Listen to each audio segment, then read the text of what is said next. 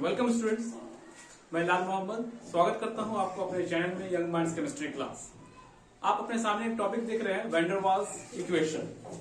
Van der Waals equation ये states of matter class 11 chemistry का एक टॉपिक है। तो आज हम लोग उसको डिस्क्राइब करेंगे, यानी कि उसका जो इक्वेशन है हम लोग क्या करेंगे, उसको डिराइव करेंगे। आइए देखते हैं। तो सबसे पहले हम लोग जानते हैं कि आइडियल गैस इक्वेशन क्या होता है। Ideal gas equation PV equal to NRT होता है, यानी कि ये जो इक्वेशन है आपका pressure, volume, number of moles, universal gas constant और टेम्परेचर को रिलेट करता है। ठीक है, तो हम लोग देखते हैं। सबसे पहले गैस से रिलेटेड समझते हैं। आपके सामने दो कंटेनर नजर आ रहा है, एक है आपका आइडियल गैस, एक है आपका रियल गैस। तो आइडियल गैस का पहचान क्या होता है कि मॉलिक्यूल्स ऑफ नेग्लिजिबल साइज। तो जो भी आपको कंटेनर ए में नजर आ रहा है वो आइडियल गैस है, यानी कि उसका जो मॉलिक्यूल साइज है वो है नेग्लिजिबल। नेग्लिजिबल होने के कारण उसके बीच में जो फोर्स ऑफ अट्रैक्शन होता है वो नहीं होता है, यानी कि there is no force of attraction between them. तो जो भी फोर्स आपका लगेगा, यानी कि कहने का मतलब है अगर ये मॉलिक्यूल पॉइंट साइज है यानी कि नेग्लिजिबल साइज है, ये अगर वॉल्स ऑफ कंटेनर में अगर आपका जाके कोलाइड करेगा, इसको रोकने वाला कोई नहीं है, क्योंकि आपस में आपका कोई भी कोलिजन नहीं हो रहा है। मॉलिक्यूल्स आपस में कोलिजन नहीं हो रहा है क्योंकि ये आइडियल गैस है। तो यानी कि जो भी आपका प्रेशर होगा वो टोटल प्रेशर आपका मॉलिक्यूल साइज जो कंटेनर पर आपका कोलाइड कर रहा है उसी के जरिए से होगा। लेकिन आइडियल गैस, रियल गैस में क्या होता है, मॉलिक्यूल्स हैव डेफिनिट साइज, यानी कि जो मॉलिक्यूल्स है आपका कुछ ना कुछ उसका साइज होता है और आपस में इसका अट्रैक्शन होता है, यानी कि force of attraction exist. Force of attraction exist का मतलब हुआ कि मॉलिक्यूल्स आपस में अपना कोलाइड करता है। यानी कि अगर एग्जांपल, अगर ये मॉलिक्यूल्स अगर आपका वॉल के साथ आपका अगर कोलाइड करने जा रहा है तो ये अदर मॉलिक्यूल के साथ भी आपका कोलाइड करेगा। तो इसके कारण से क्या होगा, आपका टोटल प्रेशर जो है आपका कम हो जाएगा।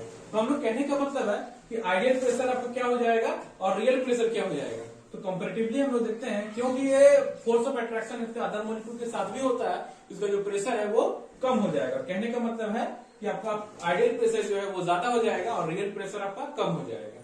तो हम लोग ऐसा कह सकते हैं कि अगर पी आइडियल और पी रियल को अगर हम लोग इक्वल करना चाहें तो हम लोग को एक करेक्शन टर्म को हम लोगों को इसमें ऐड करना होगा, जिसको हम लोग कहते हैं प्रेशर करेक्शन टर्म।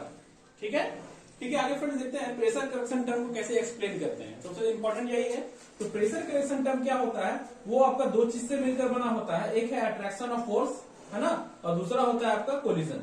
ठीक है, अट्रैक्शन ऑफ फोर्स और कोलिजन, और दोनों जो है आपका डेंसिटी यानी कि घनत्व पर डिपेंड करता है। तो डेंसिटी यानी कि घनत्व, यानी कि अगर डेंसिटी ज्यादा होगा तो अट्रैक्शन ऑफ फोर्स ज्यादा होगा। जैसे कि आप सॉलिड में देखते हैं, दो मॉलिक्यूल्स सबसे करीब रहते हैं, दोनों में आपका अट्रैक्शन ऑफ फोर्स क्या रहता है, ज्यादा रहता है।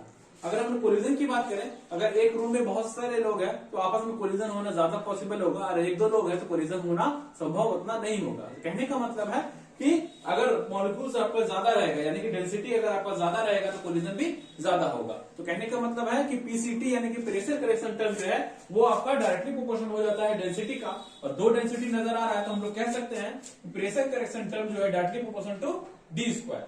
और जब हम लोग उसको इक्वेट करते हैं तो हम लोग कह सकते हैं कि pressure correction term directly inversion to आपका N square by we square. तो N square by we square क्या आया, तो ये देखिएगा density equal to N by we.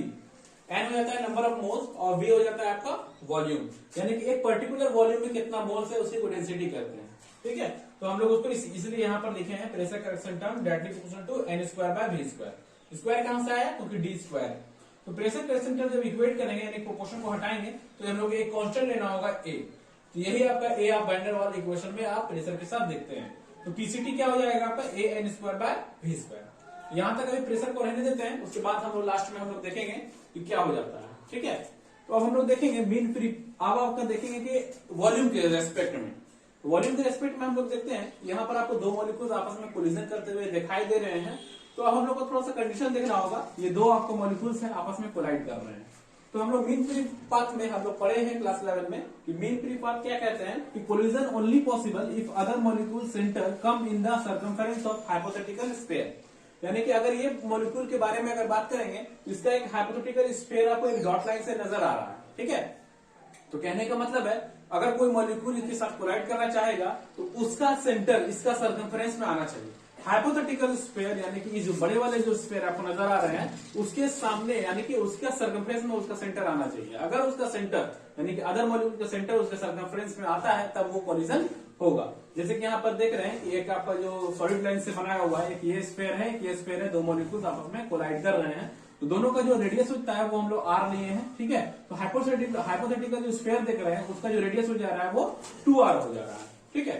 तो कहने का मतलब है कि molecules need space for collision, यानी कि जो भी मॉलिक्यूल्स आपस में कोलाइड करेंगे तो वो क्या होगा, उसमें आपको कोलिजन करने के लिए उसको स्पेस चाहिए। जैसे कि हम यहाँ पर हैं, हमको मान लीजिए सामने दीवार है, अगर हम उसको कोलाइड कर रहा है तो यहाँ सामने कुछ स्पेस नजर आ रहा है, तब हम जाके यहाँ पर कोलाइड करेंगे, है ना, यानी कि तब हम जाके अपने सामने वाले दीवार को छू पाएंगे। कुछ ना कुछ स्पेस चाहिए और यही स्पेस को हम लोग एक्सक्लूडेड वॉल्यूम कहते हैं, और जो हम लोग रियल गैस में क्या करते हैं, उसको सब्ट्रैक्ट कर देते हैं। तो आइए देखते हैं, तो यही जो आप लोग देख रहे हैं आपका, यही आपका हो जाता है एक्सक्लूडेड वॉल्यूम, जो अभी आप देख रहे हैं।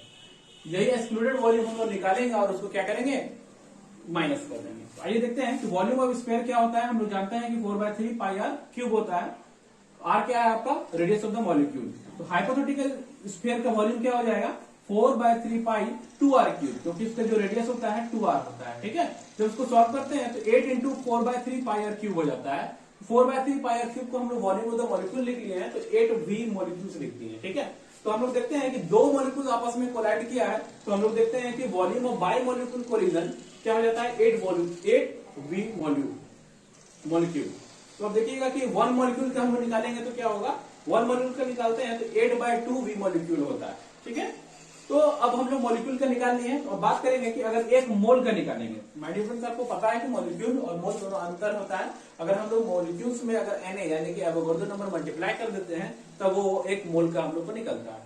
यानी कि वो वॉल्यूम ऑफ 1 मोल अगर निकालना है तो 4 इंटू वी मॉलिक्यूल तो होगा, उसमें Na यानी कि एवोगाड्रो नंबर हम लोग मल्टीप्लाई कर देंगे, ठीक है, जिसको हम लोग n से डिनोट किए हैं, ठीक है। n क्या होता है, नंबर ऑफ मॉलिक्यूल।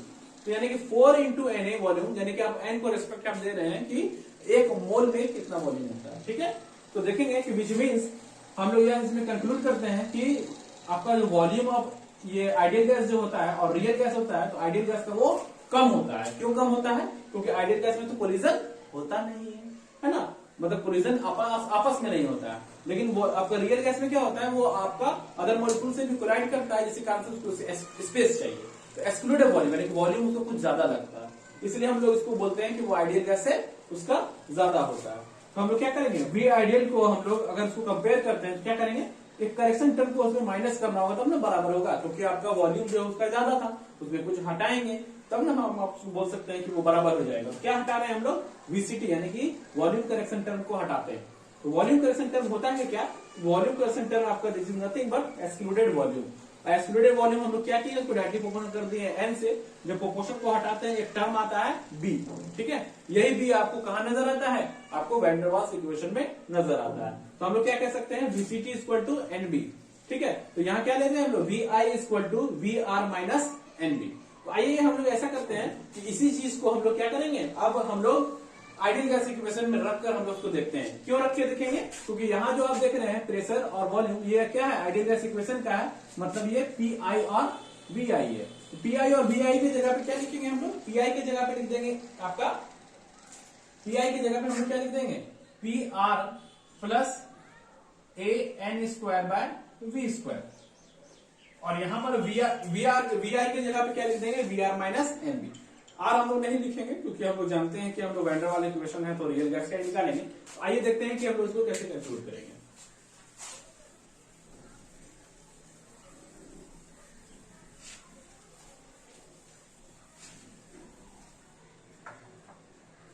चलिए देखते हैं कि PI VI equal to NRT, ठीक है।